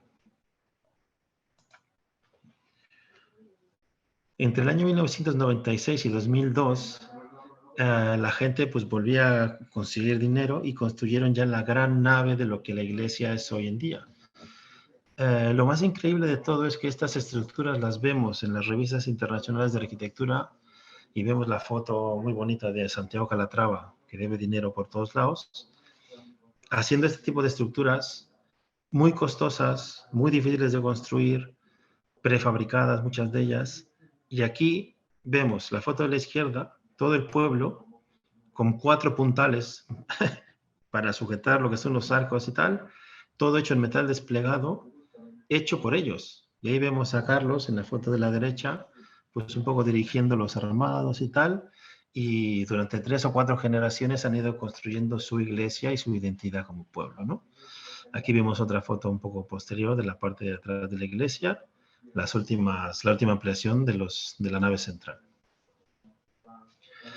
Aquí vemos la foto ya pues de los pobladores con su arquitecto, que siempre ellos son muy orgullosos de cada que va alguien a visitar la iglesia, pues no cualquiera puede entrar a verla, ¿no? Pero si dices que vienes de parte de Carlos, pues igual te ponen hasta una sonrisa y te dejan entrar. porque se ponen muy contentos, ¿no? Entonces, lo que vemos aquí ya también es la participación activa que tuvo durante mucho tiempo María Eugenia Hurtado, la mujer de Carlos, que ya trabajaba con las mujeres campesinas recolectando botellas de vino de todo el mundo y hacían estos vitrales. Aquí vemos el encaje en la foto de la derecha abajo, el encaje de la primera iglesia, la primera bóveda con la última bóveda grande, y entonces aquí pues se hizo el vitral, ¿no?, de botellas, que la anécdota también era recopilar todas aquellas botellas entre las mujeres y María Eugenia era muy delicada con ellas para construir estos vitrales. Y esta fue de la última vez que estuve yo con mi maestro allí en el Mirasol, que nos hicimos esta foto. Y recuerdo que yo llevaba la cámara de vídeo porque iba a presentar mi tesis doctoral y yo no había estado en la iglesia y aproveché para la presentación de la tesis pues tener estas fotografías. Y recuerdo que estábamos aquí y empezó a hacer mucho aire y estas banderolas de plástico empezaron a moverse y yo pues lo iba filmando a él porque nos iba explicando las cosas y dijo, déjame de filmar a mí, que ahora las banderolas estas están teniendo ahí con el aire una forma que es espectacular y eso es lo que tienes que filmar, no me filmes a mí porque ahora se está creando un espacio que es único y ahora, ¿sabes? Estas cosas de las que hablábamos al principio, que siempre tenía ese punto, ¿no?, de optimista empedernido. Y bueno, pues aquí vemos ya cómo quedó el final. Aquí estamos en la parte de abajo, estoy yo con gente de ahí que nos llevó y nos acompañó. Y entonces esta es una manera clara de cómo podemos, como arquitectos, que estamos enganchados con el anzuelo aquel de Antonio Pastrana y que ya no podemos zafarnos, cómo podemos también colaborar y construir para ese 70% del mundo que necesita también, ya no solo construir espacios habitables, sino construir su historia con su arquitecto. Y entonces van enterramando historias de vida, porque aquí han pasado pues 4 generaciones de constructores del pueblo. El interior es espectacular, por eso digo yo que esto es como si estuviésemos viendo una obra europea de Calatrava. El espacio interior es increíble. Y una anécdota que en el año 2016, me parece que con María Bustamante y Fundar fuimos allí, y nos querían llevar al Panteón como una cosa especial. Entonces, lo curioso es que ninguna de las viviendas del pueblo repetía el sistema constructivo de la iglesia, pero sí en las criptas que estaban haciendo para su gente en el Panteón. Entonces estaban las bóvedas de hormigón armado, incluso repetían la iglesia de 4 puntas de Antonio Gaudí. La iglesia del Pinole. Esta iglesia está construida en Ciudad Juárez, y en 2019 pude visitarla por fin, con lo cual fue increíble, en un barrio tarahumara de la misma ciudad.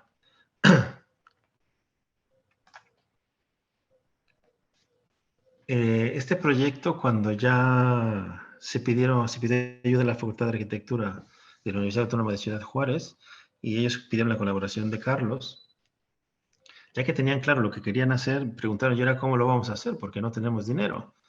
Y entonces ellos, entre todos, la comunidad indígena, que se dedicaban a vender pinole, que es una especie de polvo de maíz con sabor a chocolate, si no mal recuerdo, que se utiliza para hacer una bebida. Y entonces se dedicaron a embolsar el pinole y irlo a vender a la ciudad. Y así fue como recopilaron dinero para poder construir su iglesia y dándole un poco ese sentido identitario de lo que ellos son y para qué quieren construir su propia identidad, ¿no? Y entonces es espectacular esta iglesia también. Es lo mismo que el Mirasol, son vitrales que ayudó a construirlos la arquitecta María Eugenia Hurtado. Aquí vemos a la gente de la Universidad de la Facultad de Rectoría de Ciudad Juárez, mi amigo Héctor. Y ahora ya vemos que toda ella primero fue como el proyecto de hacer la iglesia, pero ahora es toda una montaña donde han hecho todo el barrio y es difícil poder fotografiarlos a ellos porque no les gusta que la gente les tome fotos.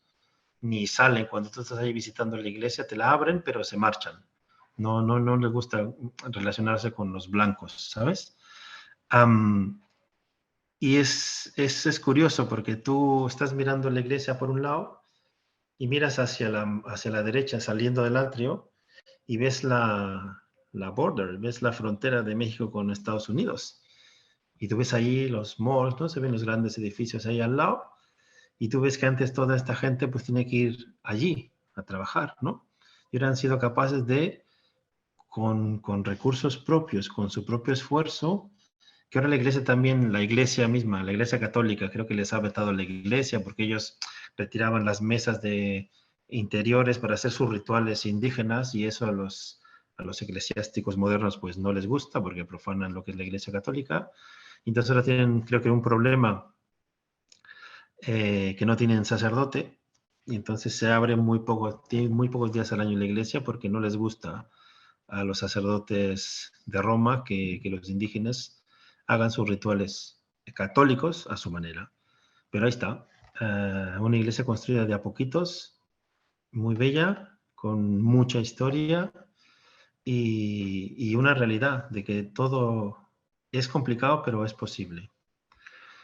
El último proyecto que les presento aquí es un prototipo antisísmico que se hizo para unas viviendas en el estado de Puebla después del terremoto de septiembre de 2017, en la población de Santa Cruz.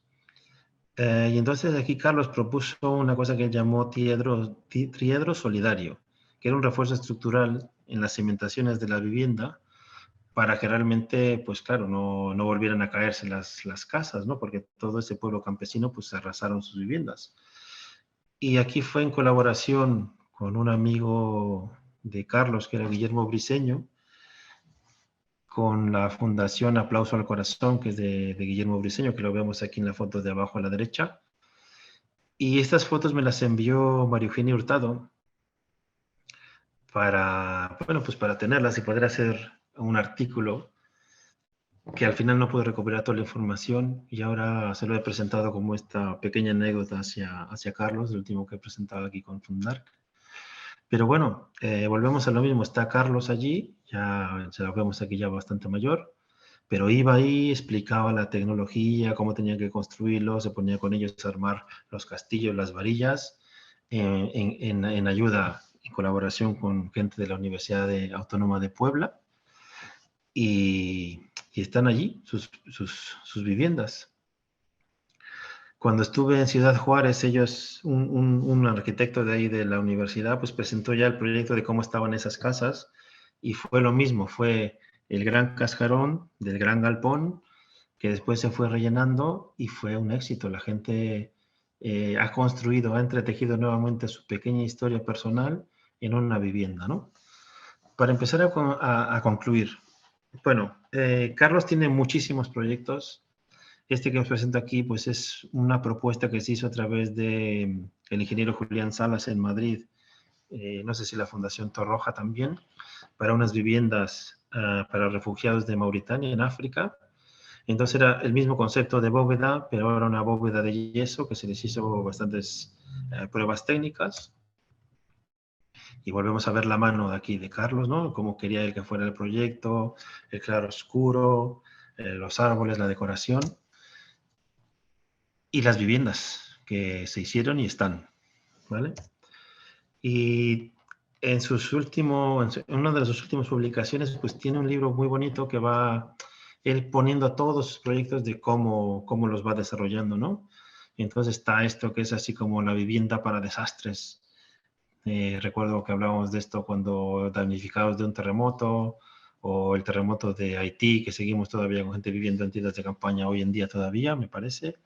Y entonces era como, ¿cómo vamos a dejar a la gente viviendo en la calle? Pues vamos a empezar a hacer un prototipo de una semilla de vivienda que después vaya creciendo y hacía de una cosa pequeña hacia un gran proyecto, ¿no? Aquí vemos una colaboración con Esteban de Manuel de la Universidad Politécnica de Sevilla para unas viviendas de maestros en Nicaragua, bóvedas de barro armado sin encofrado, en colaboración con la Universidad en Sevilla, alumnos de allí que fueron para Nicaragua construir estas viviendas para maestros allí. Aquí estamos viendo otra variante de las bóvedas de Carlos que son con bambú, que en Latinoamérica pues también, claro, están empezando a experimentar con las variantes de las bóvedas de Carlos. Y luego tenemos sus proyectos para detener este crecimiento y esta vorágine de las ciudades latinoamericanas que crecen y crecen y se comen todo, ¿no? Yo siempre cuento la anécdota de las ciudades que he estado en México, fui con uno de mis hermanos a Veracruz y me impresionaba mucho porque íbamos en la carretera y era como que la Ciudad de México no se terminaba hasta que llegábamos al puerto de Veracruz, era como todo ciudad, ciudad, ciudad. Entonces él empezó a inventar y a proponer estos proyectos de bordes de la ciudad y cómo los paramos y qué hacemos y con vialidad en la parte de arriba, pero que sean viviendas por abajo. Una cosa tipo Le Corbusier, pero sobre la necesidad en los barrancos de las periferias de la Ciudad de México. O su constante preocupación por el uso adecuado también de las instalaciones y el agua y las excretas, y propuso y lo patentó, este baño de triple uso que lo utilizaba mucho en sus prototipos de vivienda, donde una familia normalmente, claro, no tienes para tener 2 o 3 baños en una vivienda, pues tenías 3 espacios dentro de un mismo espacio, podías estar utilizando el váter, la ducha y el lavabo al mismo tiempo, ¿no? Y te servía, de hecho tenía una madera que hacía la forma de esta especie de Y para montar allí las instalaciones, y ya lo ponía directamente en obra y lo trazaban ahí, y lo hacían con metal desplegado. O esta necedad y esta preocupación, porque también la lotificación de la ciudad que sigue creciendo, porque seguimos siendo los típicos lotes rectangulares en Latinoamérica, entonces se puso a inventar una imbricación de lotes en Z, bueno, parcelas en España, ¿no? Parcelas en Z, en Y, tal, con todos sus proyectos para que el mínimo recorrido de instalaciones, y entonces volvemos tanto a baratas en la construcción de la vivienda, a baratas en llevar instalaciones de agua, luz, drenaje y todo hacia la urbanización de la ciudad posible que llamaba él. Y todo ello empezó en esta lámina que él llamaba el documento cero, que era como a partir de qué las modulaciones, las lotificaciones en Z, en L, en cruz, cómo podíamos ir creciendo la ciudad, ¿sabe? Las viviendas que crecen, las excretas, los sistemas constructivos, a partir de un módulo espacial, y entonces todo estaba metido en esta lámina. Y a partir de aquí, él iba proponiendo y nos iba proponiendo cosas, ¿no? Este fue uno de los últimos libros que me regaló, que es un conjunto de tres libritos de apuntes. Y aquí vemos que el premio que les dieron de la Unión Internacional de Arquitectos en el 2011. Aquí vemos a María Eugenia y Carlos y, bueno, la dedicatoria que me hizo en su momento de esta. Yo lo que quiero, ya para casi terminar esta charla, es no concluir, sino más bien que adquiramos mutuamente compromisos sobre la construcción de una arquitectura apropiada. Carlos, ya que fue un arquitecto a lo largo de más de 40 años de profesión, pues buscó neciamente, digo yo, la arquitectura apropiada a través de propuestas, tanto tecnológicas para cubiertas de bajo coste, de práctica proyectual, construcción solidaria. Lo esperaban mucho con ansias en universidades en Europa, que venía a dar cursos y hacían bóvedas para después ellos irse a hacer bóvedas a Latinoamérica. Todos estos conceptos que hemos visto ahora y de lo que hemos hablado, yo creo que nos permiten pensar y soñar que sí, que siempre se habla de que es posible, pero yo creo que si te empeñas y lo haces, las cosas se hacen. Pero si esperas a que otros las hagan, entonces nunca se harán, ¿no? Entonces, volvamos a humanizarnos como arquitectos y a proponer y a dejarlo mercantilizado para ver cuáles son las necesidades reales de la población. Y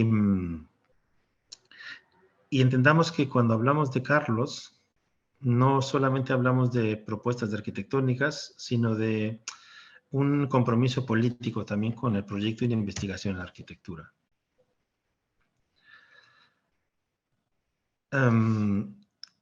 Porque las bóvedas de Carlos, porque normalmente Carlos es, al menos el taller José Revuelta, donde yo estudié, que él daba clases ahí, era conocido como el taller José Bóvedas, ¿no? Porque sí, todos los alumnos poníamos las bóvedas que él había hecho, ¿no?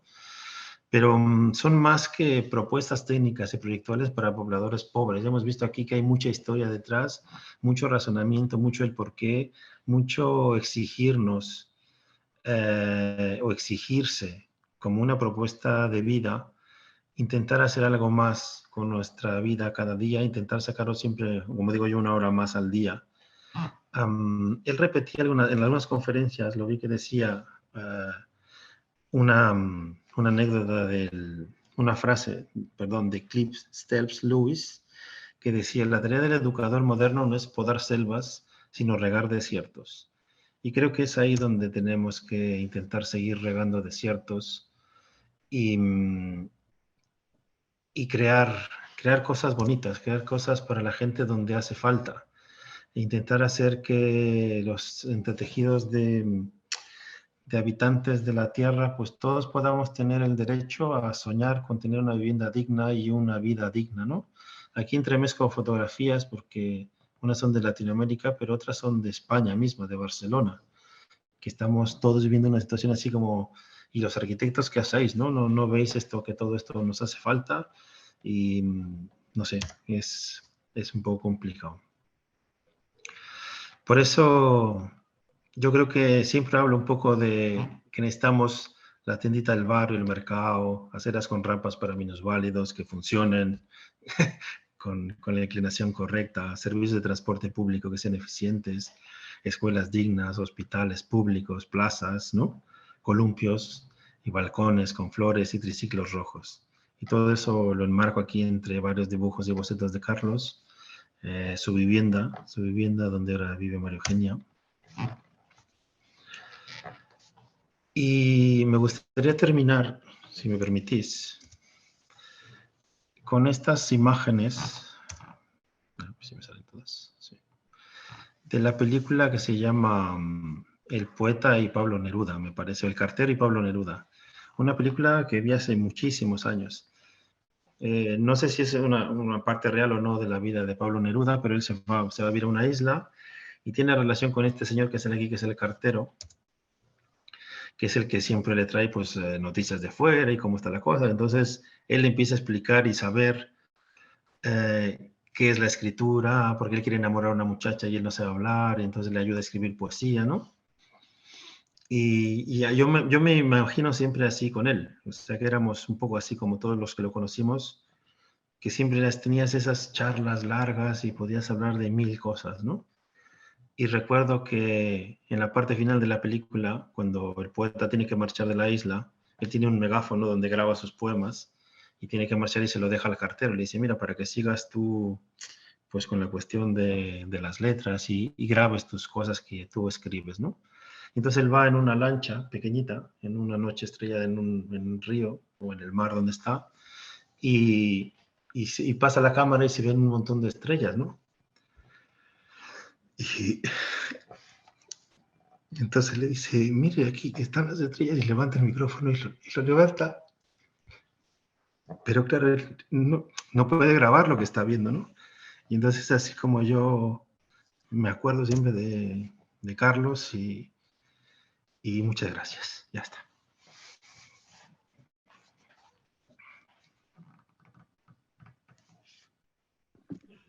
Bueno, muchas gracias, doctor, por esta ponencia y por compartirnos toda esta información y conocimiento, que sin duda alguna es un tema muy relevante para todos nosotros, no solo como arquitectos, sino cualquier persona.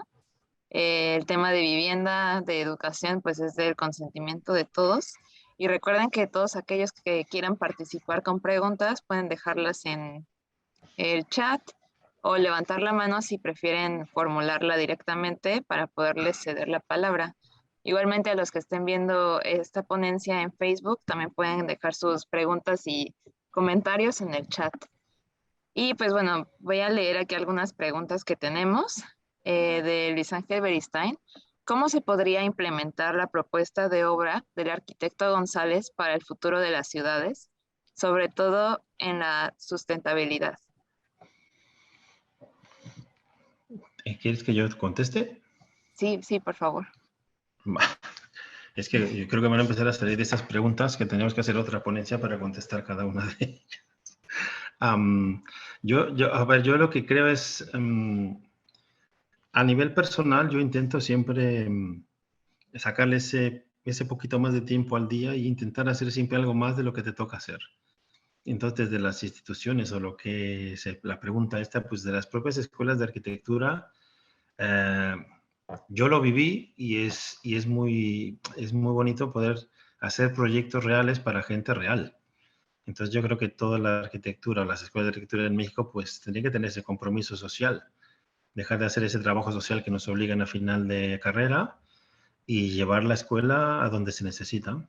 Entonces proponer el nivel de cada, ¿sabes? De cada nivel de cada año de la escuela, pues con una dificultad que vaya increciendo y comprometerse. Es querer hacerlo nada más. De acuerdo, muchas gracias. Siguiente pregunta. ¿Considera que se sigue enseñando la filosofía constructiva y social de Carlos González Lobo en las universidades? No. No, creo que no. O sea, lo que vemos en el día a día es como es algo muy distinto a lo que hemos hablado aquí. De esto se habla, somos como un petit comité que estamos aquí con esta locura. Yo creo que por ello es más difícil lo que intentamos hacer los que estamos ahora aquí reunidos que el resto. El resto es mucho más sencillo y más fácil de hacer. Pero creo que no siempre se hace, ¿no? Okay. De hecho, la siguiente pregunta creo que se vincula un poco. ¿Se puede seguir construyendo a la manera de Carlos González Lobo sin su presencia física? Yo creo que no. O sea, porque eso es como querer copiar algo que ya no está en el original. Yo lo que más bien creo que él ha creado, pues, ha dejado la semilla en cada persona que lo conoció y cada uno a su manera se puede comprometer y continuar, ¿sabes? Porque él ha dejado muchos proyectos sin hacer. Entonces, son cosas que se pueden retomar y seguir para adelante. O sea, es lo mismo que él ha hecho, que hemos visto, ¿no? Hemos hablado de muchos arquitectos que son como su legado, que él rescató toda esa información y propuso la suya. No hay que copiar lo que él hizo, pero sí tenerlo presente para seguir haciendo cosas, yo creo. Okay. Tenemos un comentario de Gabriel García. Felicidades por este gran homenaje a Carlos González Lobo, puntual de una generación de arquitectos. Carlos Anguiano nos dice una felicitación y mi agradecimiento al doctor Humberto González por la espléndida y sensible ponencia que nos ha obsequiado y que nos permite recordar y poner en valor las extraordinarias aportaciones de Carlos González Lobo. Muchas gracias. Siguiente tenemos una pregunta de Pablo Nochebuena. ¿Qué cosas de la obra de Carlos González Lobo recomendaría revisar a estudiantes o jóvenes arquitectos? Uf, todo. No, o sea, no sé, yo creo que dentro de la Universidad Iberoamericana y de la UNAM, hay gente que puede retomar cursos y cosas para enseñar y mostrar, ¿sabes? Porque al final eso depende de cada persona, lo que tú te quieras dedicar y cómo lo quieras aplicar. Yo siempre, a nivel personal también, cuando termino muchas veces mis ponencias, digo que yo no estoy dando clases en la UNAM ni estoy construyendo en México porque vivo aquí, ¿no? Pero esta filosofía de la que yo he aprendido con él, intento llevarla en mi día a día haciendo muchas cosas, ¿no? En España, cuando tú estás en una obra, después de la crisis del 2007, la mano de obra española hay muy poca o ya no hay casi nada. Entonces tú tienes pakistaníes, rusos, chinos, y cuando entran los arquitectos y los constructores a las obras, que vienes a ver tu obra y tu detalle constructivo, como que toda esa gente no existe, es invisible. Y entonces, me refiero como una anécdota, a ver si puedo responder eso que estás hablando, ¿eh? Que yo lo que intento es tratar a todas las personas como personas, porque finalmente los que hacen los edificios de los cuales los arquitectos estudiamos son gente como esta, que nunca sale ni en las fotos de las revistas de arquitectura, ni en los premios, ni en las bienales, ni en la ¿sabes? En la WIC y todas estas cosas que hacen los arquitectos. Pero son los que finalmente dan forma con sus manos, su tiempo y su sudor a todo esto. La diferencia es que lo que proponía Carlos, pues lo hacía él con la gente que iba a habitar esos espacios habitables, ¿no? Entonces se pueden hacer muchas cosas siempre y cuando tú quieras hacerlo. Y hay gente en Europa, yo conozco gente que siguen en la dinámica, tal vez no exactamente de las bóvedas de hormigón armado, pero ahora estamos con la tendencia del cambio climático, qué vamos a hacer, cómo podemos proponer otro tipo de arquitectura, cómo contenemos las ciudades, no sé, infinidad de posibilidades, pero en las universidades, pues no lo sé. Espero que sí, que haya mucha gente entusiasta, que conozco, y que, de hecho, en Ciudad Juárez tenemos la cátedra Carlos González Lobo, y cada año hacen un seminario y hablan sobre todos estos temas. Entonces, como mínimo ahí tenemos un punto que siempre nos dirán, hey, recuerda que hablamos de todo esto y tienes un compromiso conmigo. De acuerdo, voy a leer algunos comentarios y preguntas de Facebook Live. Alma Delia Nava López nos dice, muy interesante la información, gracias. Pedro Fuentes, gracias por compartir, muy interesante información y experiencias. También tenemos una pregunta aquí, ¿su tesis doctoral se ha publicado ya como libro? No, pero la pueden conseguir por la Universidad Politécnica de Cataluña.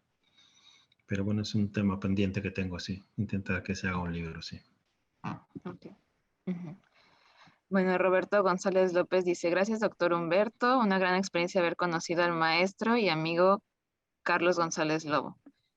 Gracias. Ya que se podrá volver a ver completa la sesión. Sí, se va a guardar aquí en Facebook Live también. ¿Qué más? No sé si alguien también aquí dentro de la reunión quisiera dar alguna opinión o comentario para cederles la palabra. Sí, Íñigo Ortiz Monasterio. Le cedo la palabra. Perdón. ¿Sí me oyen? Sí. Sí me oyen. Bueno, Humberto y yo nos conocemos prácticamente a distancia hace muchísimos años y por la razón que tú quieras, no hemos podido coincidir para vernos. Pero ambos coincidimos en la admiración que le tenemos a Carlos González Lobo. Carlos fue mi maestro y además, curiosamente, fue alumno de mi papá. Entonces, hay una historia amplia por ahí, ¿no? Y una de las cosas que yo quisiera comentar, que una de las cosas que pasa en las escuelas de arquitectura en general, es que hay un montón de arquitectos olvidados que son extraordinariamente valiosos. O sea, yo creo que a Carlos González Lobo no se le ha dado el valor que merece, porque no está entre los stars, los superstars, ¿no? Sino que se metió en un terreno en el que tuvimos, hablaba María de los cursos que daban Mel y Hagerman y compañía. Yo lo tomé con ellos. Afortunadamente me tocó Carlos y no Hagerman que me lo diera porque Hagerman era malísimo. Perdón. Pero lo que quiero decir es, necesitamos pensar que en la arquitectura hay mucho más que Luis Barragán, ¿sí?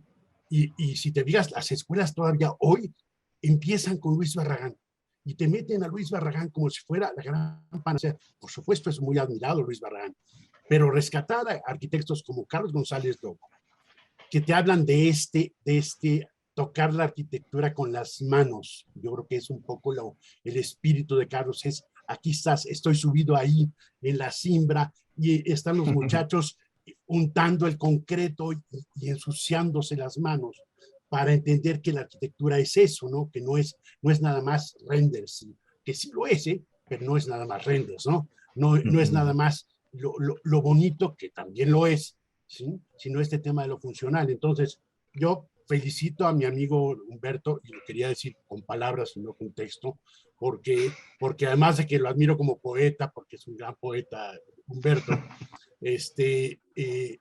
me encanta el seguimiento que le ha dado a Carlos González Lobo, ¿no? Ya no me extiendo más para que no digan que hablo demasiado.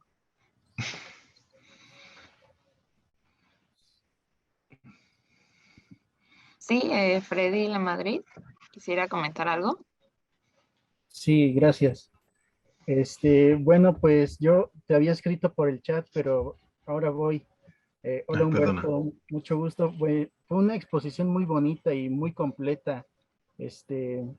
Me recordó lo que decía el maestro Carlos acerca de que cada quien hace lo que puede, ¿no? Entonces, lo que él pudo hacer, pues es muy evidente que lo hizo con un profundo cariño. O sea, él siempre en sus proyectos lo que se nota es ese profundo empeño por el trabajo al momento de hacer una composición, pero también al momento de materializarlo, ¿no?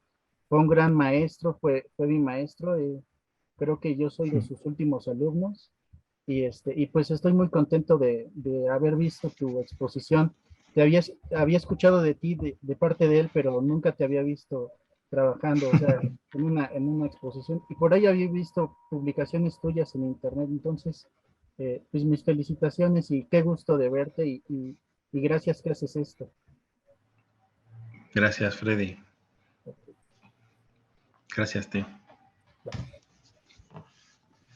Muchas gracias. También les recordamos que esta ponencia la podrán ver posteriormente en el canal de YouTube. Y bueno, Pablo, ¿quisieras agregar algo más? Pues ya solamente me gustaría cerrar el agradecimiento al doctor Humberto González por esta maravillosa ponencia.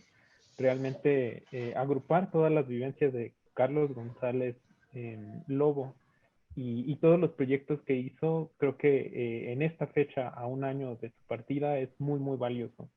Aproxima a muchas personas a su obra y pues sigue reafirmando el gran legado que nos deja a todos y un enorme compromiso como arquitectos. Sin más, ya solamente me quedaría a nombre de Fundar MX, Sherwin Williams, Gerdau Corsa, Bama Construcción, el CAMSAM y Casa del Arquitecto, agradecerles a todos y cada uno por acompañarnos esta mañana en México y tarde en España en esta maravillosa ponencia. Muchas gracias, doctor Humberto, y a todos nuestros invitados. Gracias, Pablo. Gracias a todos, Íñigo Ortiz Monasterio. Muchísimas gracias de tus palabras, me han llenado el alma.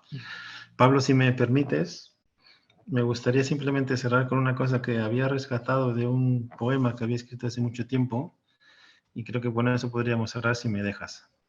Adelante, la sala es tuya, doctor. Mira, esta poesía se llama Nadies, y creo que viene muy al tema de entre las preguntas y lo que hemos hablado aquí. Empieza con una frase que dice: permítanme, por favor, la licencia de parafrasear a Galeano. La semana pasada fueron 400. Esta mañana se sumaron otros 950, 1350 nadies, que murieron ahogados en el Mediterráneo buscando la envejecida Europa, con la esperanza de poder ser alguien, algo. Sin embargo, perecieron en el mar, ahogados, dejándonos huérfanos de su nada, de su difumina en nuestra inhumana inconsciencia, de horribles seres que no se conmueven ante la muerte de los nadie, de los nada, de los nunca. Yo os pido que no seamos esto, que nosotros sí nos conmovamos y que hablemos de los nadies y que hablemos de muchos arquitectos como Carlos, que nos han dejado un legado súper importante y un compromiso de vida, porque eso es lo que tenemos todos ahora, un compromiso vital con la humanidad. Así que muchísimas gracias por el espacio. Muchas gracias, doctor Humberto. Pues de parte de Fundar ya solamente cerramos con la invitación a que sigan conociendo todos nuestros eventos. Tenemos el próximo domingo un recorrido virtual y pues en nuestra página web y nuestras redes sociales siempre estamos compartiendo todas las actividades que tenemos. Muchas gracias a todos. Gracias, hasta luego. No, gracias. Gracias.